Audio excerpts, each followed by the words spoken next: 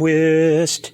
Hey everyone, Templar74 here with another episode of Sword Art Online Alternative Review. And I gotta be honest with you guys, this episode, episode 6, was a pretty good episode. I'm not gonna lie, I did enjoy it. I did not see that little twist that we had coming at the end, but yeah, I digress, and we'll talk about all this soon enough. So at risk of further rambling, let's move on to the actual episode. So the episode begins where we left off last week.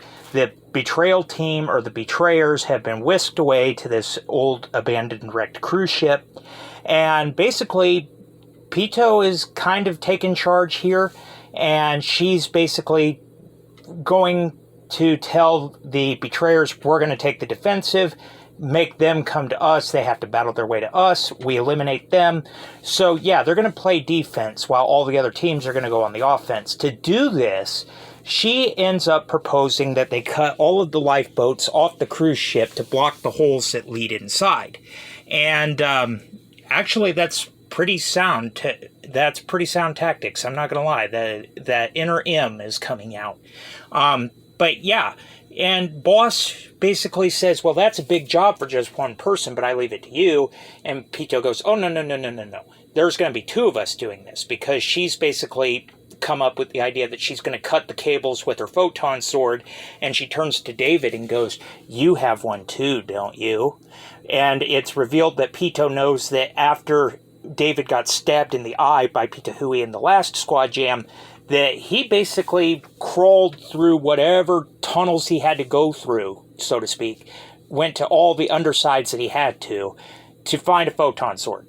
And at great expenditure, yes, he does have one now too, and it's revealed that his color is blue while Pito's is red. Kind of a Star Wars dynamic going on here, which I kind of dig. But yeah, so anyway, these two decide that they're going to be the ones to cut all of the cables on all of these life rafts, which they do. Now we turn our attention to Lin, Fukazawa, and M, and they're basically realizing that they're going to have to go on the offensive. And Lin is kind of hoping to get a repeat of what happened last time, where she goes to the Amazons and proposes an alliance to kind of break through. And, you know, that's kind of what she's expecting. But as there's teams converge on the cruise ship and they take their fight on to the betrayers, we see something very interesting. It's at the very end of the episode. We turn around and M is being suffocated to death by one of the members of the Amazons. So, yeah, there's more than just one team of betrayers, to be honest with you. I guess without Boss, they're just all falling in despair and kind of out of whack, because she's basically holding it against M, what he did last time, and she's going to try to suffocate him to death. But anyway, that's pretty much the episode in a nutshell, all the major highlights and everything. Like I said, this episode was pretty great. I enjoyed it. I really don't have anything bad to say about it.